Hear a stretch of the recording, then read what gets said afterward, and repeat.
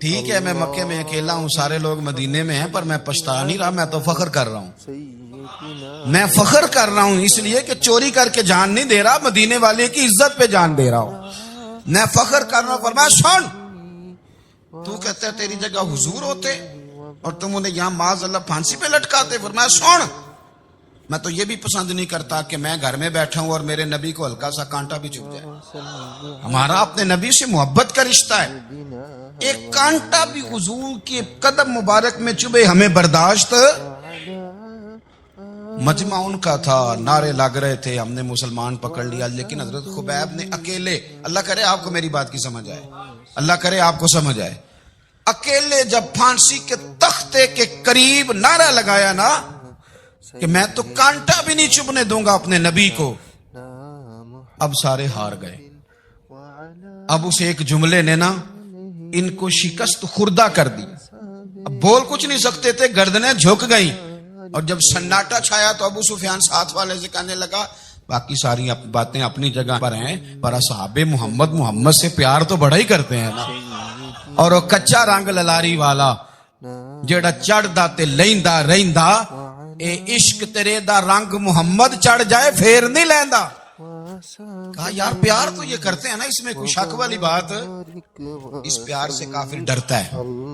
نبی پاک کے ساتھ جذباتی وابستگی، حضور کے ساتھ غلاموں کا جذباتی رشتہ، اور نبی پاک صلی اللہ تعالی علیہ وسلم کی آمد پر تشکر کے جذبات۔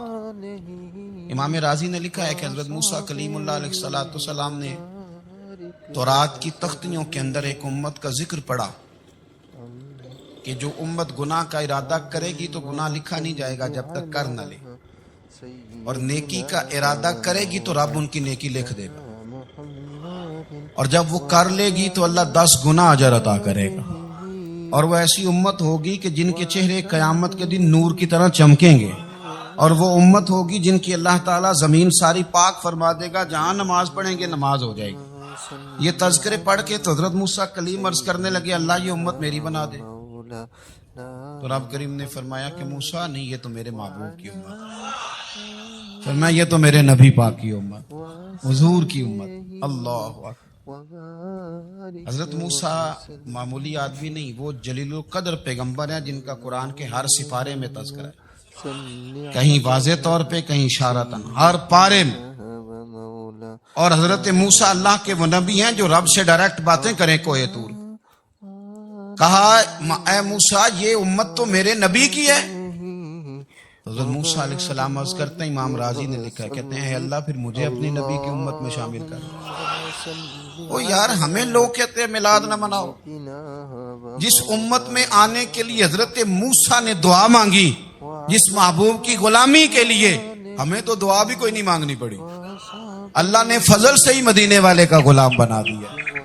ہم حضور کے تذکرے نہ کریں، ہم تشکر نہ کریں، ہم نبی پاک صلی اللہ تعالی وسلم کی نعت نہ پڑھیں، ہم حضور کے آنے پر جشن کا اظہار نہ کریں، اور وہ جائز طریقہ جس سے اظہار خوشی ہو سکے وہ میلاد پہ کرنا چاہیے، اور اس کے لیے اسباب بنانے چاہیے۔ امت کا ایک جذباتی انداز ہونا چاہیے نبی پاک کے ساتھ، ایک وارفتگی، ایک ذوق، ایک طبیعت کے اندر وجدان۔ نعرہ مطلب اس طرح نہ ہو کہ بس چل رہا ہے کام، میں نہیں ہوں قائل، میں کہتا ہوں پہلے تو کوئی لگائے نا، اور پھر نعرہ جب لگتا تھا نا تو مسلمانوں کے یہاں نعرہ لگتا تھا تو بڑے بڑے لوگ کانپ جاتے۔ صوفیاء نے لکھا ہے کہ حضرت عمر نے جب کلمہ پڑھا نا تو 39 بندے کلمہ پڑھتے تھے، تو نبی پاک نے رات کو دعا مانگی، اے اللہ عمر کو مسلمان کر کے اسلام کو عزت دے۔ حضرت عمر سویرے آ گئے، میں وہ تفصیل میں نہیں جاتا، بات لمبی۔ حضرت عمر جب آئے نا اور انہوں نے آتے جب کہا نا کہ میں کلمہ پڑھنے آیا ہوں، تو حضور اتنے راضی ہوئے کہ نبی پاک نے کہا اللہ اکبر، تو صحابہ نے نعرے لگائے اللہ اکبر اللہ اکبر، یعنی 40 لوگ مسلمان ہوئے تو نعرے لگے۔ ہمارے صوفیاء کہتے ہیں حضرت عمر کے آنے پر جب نعرے لگے تو بتاؤ کہ وہ تو نعرہ تکبیر لگا، نعرہ رسالت کیوں نہیں لگا؟ تو کہتے ہیں گویا ہمیں حضور نے یہ سمجھایا ہے، حضور کے اشاروں نے سمجھایا ہے کہ میں اب اپنے نعرے خود تو نہیں نہ لگاؤں گا، میں نے تو اللہ اکبر کہہ دیا، عمر آ گیا ہے میرے نعرے لگاتا رہے گا۔ نعرے لگیں کہ حضرت عمر نے پہلے دن ہی کہا کہ حضور آپ سچے رسول ہیں تو چھپ چھپ کے نماز کیوں پڑھیں. شروع ہو گئے نعرے. حضور آپ سچے ہیں تو چھپ چھپ کے نماز کا کیا معنی ہو. تو حضور نے فرمایا تیرا کیا ارادہ ہے. حضور سارے نہیں, ایک میں ایک امیر حمزہ, ایک لائن کے آگے وہ لگ جائے, ایک کے آگے میں لگ جاؤں, اور باقی مسلمان جتنے ہیں کل 40 تھے, پیچھے 18 18 19 19 بچیں گے. ایک لائن میں وہ ہو جائیں, ایک میں آگے, ایک میں امیر حمزہ ہو, ایک میں ہوں, تو دیکھ لیتے ہیں یہ ہمیں نماز کیسے نہیں پڑھنے دیتے. ہاں دیکھ لیتے ہیں. آئے نا میدان میں ادھر آ ستمگر ہنر آزمائیں, تو تیر آزما ہم جگر آزمائیں, اور غلامان محمد جان دینے سے نہیں ڈرتے, یہ سر کٹ جائے یہاں رہ جائے کچھ پرواہ نہیں کرتے. فرمایا بھی پتہ چل جاتا ہے. ایک لائن میں حضرت امیر حمزہ ہو گئے, ایک میں حضرت عمر ہو گئے. پہلے یہ مارتے تھے جو حرم شریف میں مسلمانوں کے طریقے پہ نماز پڑھتا تھا. یہ جلوسوں کی بڑی برکت ہے. اندر بیٹھے رہے نا چپ کر کے, نکل جائیں تو پتہ کچھ بھی نہیں چلتا. جب نکلتے ہیں لوگ کہتے ہیں جلوس کیا معنی ہے, تو میں بتاتا ہوں نا جلوس کا معنی کیا ہے. حضرت عمر نے باہر نکلے 2 لائنوں کا جلوس, لمبا بھی کوئی نہیں, بندے بھی 40, اور جناب فاروق اعظم باہر نکلے تو عمر کا نعرہ, عمر کا. حضرت عمر نے یوں کر کے آستینیں بازو کی چڑھا لی, اور اپنے گلے میں جو ان کے رومال تھا نا اس کو یوں سینے پہ باندھا, اور اس ہاتھ میں تلوار تھی تو یوں کر کے باہر لہرائی. کہنے لگے او مکے کے کافرو ادھر آؤ میرے سامنے. جس نے اپنی بیوی بیوہ کرانی ہو, جس نے بچے یتیم کرانے ہوں, وہ آئے میدان میں. مصطفیٰ کے غلام آج سڑکوں پہ نکل آئے میدان میں ہمارے سامنے ہمارا مقابلہ کرے. آئے نا میدان میں, ہم نکلے ہیں. اب ہم یہاں کعبے میں اعلانیہ نماز پڑھیں گے, ہم پڑھیں گے. طاقت ہے تو آؤ نا, ہمارا مقابلہ کرو, آؤ. کفر بذات خود بہت بڑا جھوٹ ہے, اور جھوٹ کے پیر بس 2 بندے نکلے تلواریں لے کے آگے آگے. تو پھر حضرت عمر نے اعلانیہ نماز پڑھوائی خانہ کعبہ. تو میرے بھائی رسول اللہ صلی اللہ علیہ وسلم کے غلام تو جب نعرہ لگاتے تھے تو ہو ہی کمال جاتا تھا. پھر بریلی کے امام بولے, کہنے لگے پیش حق مجدہ شفاعت کا سناتے جائیں. حضور قیامت کے دن آگے آگے نا, ہمارے آگے آگے خوشخبری دیں گے, کہیں گے تم فکر نہ کرو, آ جاؤ میں تمہیں بخشواتا ہوں, میں تمہاری سفارش, آ جاؤ پیچھے پیچھے. حضور نہ پیش حق مجدہ شفاعت کا سناتے جائیں گے. یقین کریں بریلی کے امام کو بھی بڑا ہی رنگ آتا ہے بیان کرنے کا. کہنے لگے آپ روتے جائیں گے. اللہ کو منانا ہے نا حضور نے, کہتے ہیں پیش حق مجدہ شفاعت کا سناتے جائیں گے, آپ روتے جائیں گے, پر ہم کو ہنساتے جائیں گے. باغ جنت میں محمد مسکراتے جائیں گے, پھول رحمت کے گریں گے, ہم اٹھاتے جائیں گے. اور حشر میں ہوگا ہمارا داخلہ اس شان سے, ہم یا رسول اللہ کا نعرہ لگاتے جائیں. ہم یا رسول اللہ کا نعرہ. امام راضی کہتے ہیں حضور نے ایک رکا پکڑا چھوٹا سا, ایک بندے کو لوگ دوزخ میں لے کے جا رہے ہیں. اچھا مجھے ایک بات بتاؤ, فیصلہ پہلے ہو گیا ہے, اللہ کے سامنے ہوا ہے, اور فیصلہ ہو گیا اور طے ہو گیا کہ دوزخ میں جانا ہے. وہ قریب پہنچ گئے دوزخ کے, تو حضور نے دیکھ لیا, اور بتایا کس نے؟ حضرت آدم نے. حضرت آدم کہنے لگے حضور وہ آپ کے غلام کو دوزخ میں لے جا رہے. نبی پاک آگے گئے, کیا پڑھتے ہیں ہمارے بھائی, حضور نے مجھے ان سے چھڑا کے چھوڑ دیا. نبی پاک صلی اللہ علیہ وسلم آگے گئے, میں ادھر آؤ, کہاں لے کے جا رہے ہو؟ اللہ کے سامنے فیصلہ ہوا ہے نا, فرشتوں نے کیا ہے نا. فرشتے کو کسی سے بددیانتی تو نہیں نہ کرتے, فرشتوں نے جو کیا ٹھیک کیا ہے نا. کیوں لے کے جا رہے ہو؟ سونے گناہ زیادہ ہے, نیکیاں تھوڑی ہیں. فرمایا میرے سامنے تو کسی فرشتے نے نہیں کہا کہ سونے ہم معاذ اللہ ہم کو بے ایمان ہے, ہماری کوئی سے زید چل ساڈا کو بننا سان جائے دے نال. بھائی میرا مطلب ہے صحیح تولا ہے, فیصلہ ہے, میں دوبارہ تولو. گویا رب بھی فرماتا ہے جیسے میرا محبوب کہتا ہے ویسے ہی کر, اور کوئی نہیں دوبارہ تول لو, کوئی حرج نہیں, تولو نہ دوبارہ. فرشتے دوبارہ آئیں گے, انہوں نے دوبارہ تولا, ایک پلڑے میں نیکیاں ایک پلڑے میں گناہ. اب وہ گناہ پھر زیادہ نکلے تو نبی پاک نے نا جیب سے اتنا سا روکا نکالا. روکے کا بھی کوئی وزن ہوتا ہے, وہ حضور نے نیکیوں کے پلڑے میں رکھ دیا, نیکیاں بڑھ گئیں. فرشتے بھی چپ کر گئے, چلو بھائی جنت میں. میری طرح کا تھا نا پتا سارا ہے سردار پتا تو تھا نا اسے, من نانم کے من دانم, تو سیدھا حضور کے قدموں سے جا لگا.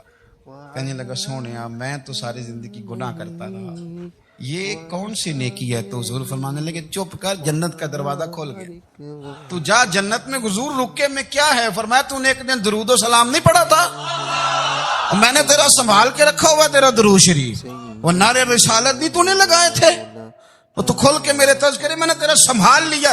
دوزخ میں تو کیا میرا سایہ نہ جائے, کیونکہ رسول پاک سے دیکھا نہ جائے, میرے رسول پاک. اور میری بات سنو, میں بھی آپ کو کھانا نہیں کھلاتا, لنگر میرے سنگی کھلاتے ہیں, میرے دوست آپ کو کھانا پیش کرتے. ہر جگہ آپ جاتے ہیں تو وہاں کچھ لوگوں کی ڈیوٹی ہوتی ہے, لیکن ترمذی شریف سیاستہ کی حدیث ہے. حضرت انس نے پوچھا تو حضور قیامت میں کہاں ملیں گے؟ فرمایا حوض کوثر پہ. حضور وہاں انس پانی پلائیں گے کہ بلال پلائیں گے کہ سہیب پلائیں گے؟ فرمایا نہیں, امت پیاسی آئے گی تو میں اپنے دست مبارک سے پانی پلاؤں. حضور وہاں نہ ملے تو فرمایا پل صراط پہ آنا, امت گزرے گی تو میں رب سلیم کی دعائیں کروں گا. تو اعلیٰ حضرت فرماتے ہیں جب حضور دعا کر رہے ہیں تو ڈرنے کی ضرورت کیا ہے؟ خدا کی رضا چاہتے ہیں دو عالم, خدا چاہتا ہے رضائے محمد, رضا اب پل سے وجد کرتے گزری کہ ہے رب سلم دعائے محمد صلی اللہ ہو. حضور وہاں ملاقات نہ ہوئی تو پھر اس حدیث کو بھی یہ حدیث مضبوط کر دے گی. حضور فرمانے لگے پھر میزان عمل پہ آ جانا, امت کے عمل تول رہے ہوں گے اور میں کامیابی کی دعائیں مانگ رہا ہوں گا. تو جس کے لیے حضور دعا مانگیں گے ناکام ہوگا, ناکام ہوگا. اپنے بچوں کو حضور کی محبت سکھائیں, نبی پاک صلی اللہ علیہ وسلم کی غلامی کریں. آپ کا رشتہ نبی پاک کے ساتھ مضبوط ہونا چاہیے. دل جب نرم ہوتے ہیں تو پھر معاشرے کے اندر پیار پھیلتا ہے, محبت پھیلتی ہے, مساوات قائم ہوتا ہے, تعلقات مضبوط ہوتے ہیں. اس لیے دل صحابہ کرام میں سے اگر کسی کا دل سخت ہوتا تھا تو وہ نبی پاک کی بارگاہ میں حاضر ہو کے دعا پوچھتا تھا. حضرت عائشہ صدیقہ نے کہا یا رسول اللہ صلی اللہ علیہ وسلم دل سخت ہو گیا, تو فرمایا یتیم کے سر پہ ہاتھ پھیرا کر, دل کو اللہ نرمی عطا فرما دے گا. ایک صحابی نے عرض کی حضور دل سخت ہو گیا, تو نبی پاک نے فرمایا موت کو یاد کیا کر, تیرا دل نرم ہو جائے. ایک نے کہا حضور میرا دل زنگ آلود ہو گیا, تو محبوب نے فرمایا قرآن پاک کی تلاوت کیا کر. دلوں کا زنگ اللہ, تو یہ بہت بڑی بیماری ہے. اگر دل میں سختی آ جائے, انسان سخت گیر ہو جائے, لالچ کے رشتے قائم کرنے تو بیمار ہو. صحابہ اس کا علاج پوچھتے تھے, عرض کرتے تھے یا رسول اللہ اندر سختی آ گئی ہے, زنگ آلود ہو گیا مزاج, کوئی دعا تجویز کریں. تو محبوب دعا بتلایا کرتے. تو یاد رکھیں جب انسان انسانوں پہ رحم کرتا ہے, داتا گنج بخش علی حجویری رحمت اللہ علیہ کشف المعجوب کے اندر لکھتے ہیں, فرماتے ہیں ایک شخص تھا بنی اسرائیل میں, تو کسی پہاڑ کی چوٹی پر عبادت کرتا تھا. لوگ اس سے ملنے جاتے تھے, درویش لوگ جو ہوتے ہیں نا ان کی بڑی بات ہوتی ہے. وہ نیک آدمی پہاڑ کی چوٹی پر عبادت کرتے تھے, بنی اسرائیل کے ولی تھے. لوگ ملنے جاتے تھے تو رستے میں ایک ڈھلان تھی, لوگ اوپر چڑھتے تو انہیں دقت ہوتی. ایک دن اس ولی کے دل میں خیال آیا یا اللہ تو اسے پیدا نہ کرتا تو کیا عرض تھا. رب کریم نے اس وقت کے نبی پیغمبر علیہ السلام کو وحی فرمائی کہ جب وہ آپ کے پاس آئے نا تو اسے کہہ دینا تو میری تخلیق پہ اعتراض کرتا ہے, اسے کہہ دینا کہ میں نے اس کا نام ولیوں کی صف سے کاٹ کر نافرمانوں کی صف میں لکھ دیا ہے. میری تخلیق پہ اعتراض کرتا ہے, میں نے جو بنایا حق اور سچی بنایا ہے. وہ ملاقات ہوئی تو نبی علیہ السلام نے فرمایا بھئی رب فرماتا ہے تیرا نام کاٹ دیا ہے ولیوں کی صف سے اور نافرمانوں کی صف میں لکھا ہے. بندہ سجدے میں گر گیا, یا اللہ تیرا شکر ہے, یا اللہ تیرا شکر ہے. پیغمبر علیہ السلام فرمانے لگے تو بڑا بیوقوف ہے, مقام استغفار اور شکر ادا کر رہا ہے. کہنے لگا حضور آپ نے بات ہی بہت بڑی کر دی ہے, میرے رب نے میرا نام لیا ہے, میں کہاں وہ کہاں, اس نے کہا کہ نام کاٹا ہے, میرے رب نے. اللہ اکبر, میں تو سوچ بھی نہیں سکتا تھا کہ میرا ذکر اور وہاں ہوگا, اما میں تو اس کھاتے میں ہی نہیں تھا, اتنی بڑی جگہ میرا تذکرہ ہوا. اللہ اکبر. پھر وہ عرض کرنے لگے پیغمبر علیہ السلام سے, کہنے لگے ایک آپ نے پیغام دے دیا, اب آپ میرا بھی ایک پیغام رب کریم کے حضور ناز عرض کر دیجئے گا. فرمایا وہ کیا؟ کہا عرض کیجئے گا مالک سے کہ مولا مجھے تیری مخلوق سے بڑا پیار ہے. السلام علیکم دوستوں، میں ہوں بلال حسین اور آپ دیکھ رہے ہیں میرا یوٹیوب چینل ماشاءاللہ۔ ہمارے چینل کی آپ دوستوں کو ویڈیو اچھی لگے تو ہمارے چینل کو ضرور سبسکرائب کریں اور گھنٹی والے نشان کو دبائیں۔ جزاک اللہ ماشاءاللہ۔ اللہ پاک تمام دوستوں کو اپنی حفظ و امان میں رکھے ماشاءاللہ۔